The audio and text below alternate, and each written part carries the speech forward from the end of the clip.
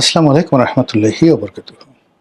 সম্মানিত দর্শক, বাংলাদেশের রাজনীতিতে যদি কোনো বিদেশি সবচেয়ে বেশি গুরুত্বপূর্ণ ভূমিকা পালন করে থাকে রেজিম চেঞ্জে, সেক্ষেত্রে সম্ভবত ১ নম্বরে আসবে রবার্ট ক্লাইভের নাম গত ৫০০ বছরের ইতিহাসে। তারপরে নাম আসবে পিটার ডি হাসের। রবার্ট ক্লাইভ বাংলার জমিনে যে ২০ বৃক্ষ স্থাপন করেছিলেন, সেই ২০ বৃক্ষের হাত ধরে জন্ম নিয়েছিল ঘসিটি বেগম, রায়দুর্লভ, ইয়ার লতিফ, মীর জাফর, মিরন, মীর কাসিম থেকে শুরু করে আরো বহু সংখ্যক বেঈমান, বিশ্বাসঘাতক এবং মুনাফেকের। এর ফলে কি হলো, বাংলার যে হাজার বছরের বৃত্ত এবং বৈভব, এগুলো স্মরণ করলে না ভীষণ রকম মন খারাপ হয়ে যায়। বাংলাদেশ যখন মসলিন তৈরি করত, বাংলাদেশ যখন চিনি উৎপাদন করত সেই সুলতানি আমলে, নবাবী আমলে, মানে আলিবর্দী খান, মুর্শিদ কুলি খান, সিরাজউদ্দৌলার জমানাতে পৃথিবীর সবচেয়ে বেশি সুন্দর এবং চমৎকার চিনি উৎপন্ন হতো বাংলাদেশে। বাংলাদেশের লবণ ব্যাপকভাবে রপ্তানি হতো। আর আমাদের যে বস্ত্র, textile, one of the finest textile in the world, এবং এর মধ্যে যে ওয়ার্ল্ড হেরিটেজ, বস্ত্রের যে ইতিহাস, সেই ইতিহাসের মধ্যে মানব জাতির ইতিহাসের সবচেয়ে সেরা যে বস্ত্র সেটা হলো মসলিন। তা আবার বাংলার মসলিন, ভারতের নয়। এটাই বাংলাদেশ উৎপন্ন হতো। তো এই যে শিল্প, কল কারখানা, তারপর অর্থনীতি, আপনি যদি চিন্তা করেন যে মুঘল জমানা পর্যন্ত সারা পৃথিবীর যে জিডিপি, আওরঙ্গজেবের জমানার কথা বলি, সারা পৃথিবীর জিডিপির 35% জিডিপি ছিল ভারতবর্ষে। আর মুঘলদের যে জিডিপি, মুঘল রাজদরবারের যত ট্যাক্স, তার অলমোস্ট 40% আসতো বাংলা থেকে। সেই বাংলা যারা বিদেশিদের হাতে তুলে দিয়েছেন, আমরা মীর জাফর এদেরকে গালাগাল করি, কিন্তু যে রবার্ট ক্লাইভের কারণে ঘটনা ঘটলো, এবং যে রবার্ট ক্লাইভের কারণে ২০০ বছর টানা 200 ইয়ার্স আমরা পরাধীন থাকলাম, ব্রিটিশ শাসনের অধীন থাকলাম, ঠিক সেইরকম আরেকটি ঘটনা ঘটে গেল ২০২৩-২৪-২৫ সনে পিটার ডি হাস নামক একজন ব্যক্তির মাধ্যমে। পিটার ডি হাসের পরিণতিটা অনেকটা রবার্ট ক্লাইভের মতোই হয়েছে। অর্থাৎ রবার্ট ক্লাইভ এত বড় একটা বিজয় অর্জন করলো, কিন্তু তার যে নিয়োগকর্তা ইস্ট ইন্ডিয়া কোম্পানি, তাদের কাছ থেকে সে প্রশংসিত হলো না। তারা বললো যে তুমি বেইমানি করেছো, বিশ্বাসঘাতকতা করেছো, অনৈতিক কাজ করেছো, এবং নিজে ব্যক্তিগতভাবে অসততার পরিচয় দিয়েছো, পার্সোনালি কারাপ্টেড। এই জন্য ইংল্যান্ডে তার বিচার শুরু হলো, ইংল্যান্ডের আদালতে। লোকলজ্জার ভয়ে সে আত্মহত্যা করতে বাধ্য হলো। ২০২৪ সনের যে পিটার হাস, সে কোন পর্যায়ে আসছে, আমেরিকাতে তার কর্মকাণ্ড নিয়ে কতটা তর্ক বিতর্ক হচ্ছে, তার দুর্নীতি নিয়ে কিভাবে কথাবার্তা হচ্ছে, এটা হয়তো আর কিছুদিন পরে জানা যাবে। কিন্তু ইতিমধ্যে কতগুলো বিষয় বলে নেই। সেটি হলো, যেদিন থেকে পিটার ডি হাস বাংলাদেশে আসলেন, অঢেল অর্থ, ডোনাল্ড ট্রাম্প বলেছেন প্রায় $40 মিলিয়ন বা $47 মিলিয়ন আমেরিকা খরচ করেছে রেজিম চেঞ্জে, এবং এর পুরো টাকাটাই পিটার হাসের হাত দিয়ে এই বাংলাদেশে খরচ হয়েছে বলে ধারণা করা হয়। আবার বলছি, ধারণা করা হয়। টাকা এসেছে ইউএসএআইডির মাধ্যমে, টাকা এসেছে বিভিন্ন এনজিওর মাধ্যমে, বিভিন্ন এনজিও এগুলোকে আবার বিভিন্ন গণমাধ্যম, পত্রপত্রিকা, সাংবাদিক, বুদ্ধিজীবী, বিভিন্ন এনজিও, তারপরে গবেষণা প্রতিষ্ঠান তাদেরকে অকাতরে অঢেল অর্থ দিয়েছে। যে সকল মানুষ ধরুন একটা প্রতিষ্ঠানে চাকরি করে, বেতন পায় আশা করলে লাখখানেক টাকা, তো দেখা গেল সে সকল মানুষ সেই বছরে কোটি টাকা খরচ করে বিদেশ ভ্রমণ করছেন। কোটি টাকা বলে ভুল হবে, কোটি কোটি টাকা। আজ এই দেশে, কাল ওই দেশে। বাংলাদেশের 5 তারকা হোটেলগুলোতে সমস্ত হোটেল বুক করে তারপর 3-4 হাজার লোক নিয়ে 4 দিন 5 দিন বসে একের পর এক অনুষ্ঠান করে যাচ্ছেন। অনেক শিল্পী গান বানাচ্ছেন, গান গাইছেন। তো এই কাজগুলোর পেছনে না একটা টাকা ছিল, সেটা আমেরিকার টাকা, এবং সেটা পিটার ডি হাস সেই টাকা দিয়েছেন। টাকা দিয়েছেন তিনি রাজনৈতিক দলগুলোকে, রাজনৈতিক ব্যক্তিবর্গকে, এবং যারা ন্যারেটিভ তৈরি করে তাদেরকে। এর ফলে শেখ হাসিনার পতনের বছর খানেক আগে মানে আমেরিকান দূতাবাস বলতে গেলে একটা কিবলা হয়ে গেল রাজনীতিবিদদের।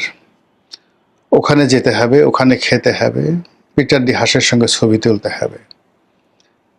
এবং তার যে ভূমিকা পিটার ডি হাসের, ঠিক ওই যে বললাম রবার্ট ক্লাইভ যেভাবে করেছিলেন 1753, 54, 55 এই সময়ের দিকে,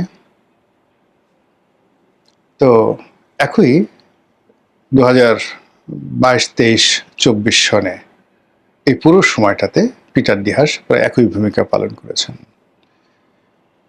যে ভূমিকা 3 থেকে 4 বছর সময় ব্রিটিশ যে MI6 এর যে প্রধান, তিনি আলাদাভাবে নিয়োগ দিয়েছিলেন কর্নেল লরেন্স অফ অ্যারাবিয়াকে সেই মধ্যপ্রাচ্যে অটোম্যান সাম্রাজ্যকে তছনছ করে দেওয়ার জন্য। এবং সেই অটোম্যান সাম্রাজ্য তিনি যত সফলতার সঙ্গে লরেন্স অফ অ্যারাবিয়া করেছিলেন, সেটার একটা সিনেমা হয়েছে, দ্য লরেন্স অফ অ্যারাবিয়া।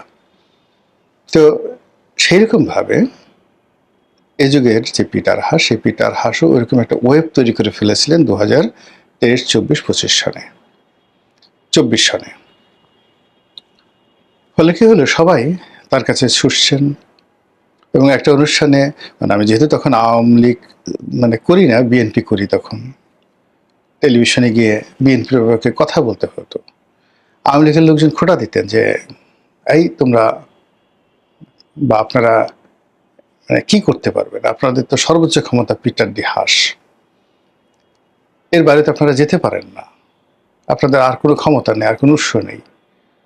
তো যাই হোক, এরকম একটা দেশ টিভির একটা অনুষ্ঠানে হঠাৎ করে বলে ফেলছিলাম যে আরে আওয়ামী লীগের লোকজন আমাদেরকে যেভাবে মারছে, পিটাচ্ছে, আমাদেরকে যেভাবে ভয় দেখাচ্ছে, সেখানে পিটার ডি হাস এসে আমাদেরকে রক্ষা করার চেষ্টা করছেন, আমাদের পাশে দাঁড়াচ্ছেন, নির্যাতিত হচ্ছেন।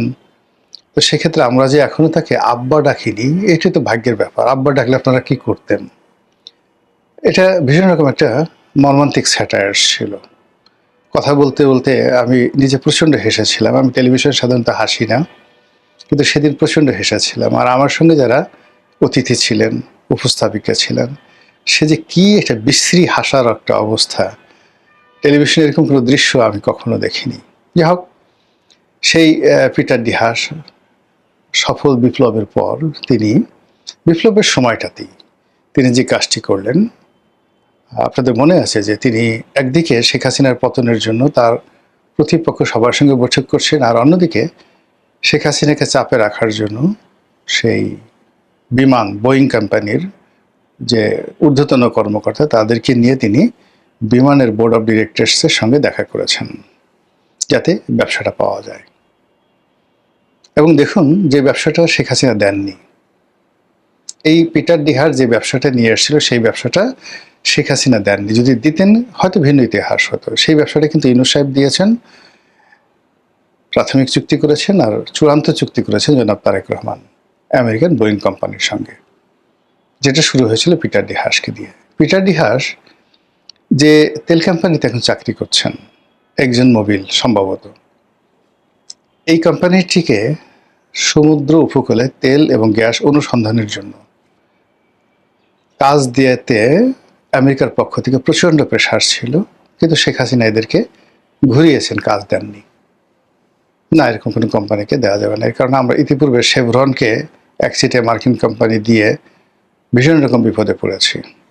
কানাডিয়ান কোম্পানিকে আমরা দিয়েছি। আমেরিকার সেই কোম্পানি বলতে গেলে পুরো মার্কেট থেকে অন্যান্য যে সকল বিদেশি কোম্পানি আছে তাদেরকে আউট করে দিয়ে পুরো সরকারকে জিম্মি করে এখন বসে আছে টিল নাও। মানে আমাদের যে জ্বালানি সেক্টরটা বলতে গেলে এখানকার মাফিয়া এখন শেভরন। এখন শেভরন, একদিকে আমরা শেভরনের কাছে বিক্রি হয়ে আছি, অন্যদিকে একজন মোবিলের কাছে যদি বিক্রি হয়, এবং শেভরন নিয়ে মানে শেভরনের যে কত ক্ষমতা জ্বালানি সেক্টরে যারা আছেন তারা বুঝতে পারেন। আমি যখন এমপি ছিলাম, আমার নির্বাচনী এলাকাতে একটি যাকে বলা হয় গ্যাস ক্ষেত্র আবিষ্কৃত হয়েছিল এবং সেটি শেভরন খনন করেছিল। তো তখন আমি টের পেয়েছিলাম যে এদের ক্ষমতা কোন পর্যায়ে। 2-4 জন 10 জন মন্ত্রী এমপি তারা আর মানে যদি হাতির পায়ে পাড়িয়ে মেরে ফেলে প্রকাশ্যে, তবু এদেরকে এক ঢোক পানি খেতে হবে না, এতটা শক্তিশালী তারা এই বাংলার জমিনে। প্রধানমন্ত্রীকে তারা পাত্তা দেয় না, নট প্রধানমন্ত্রী।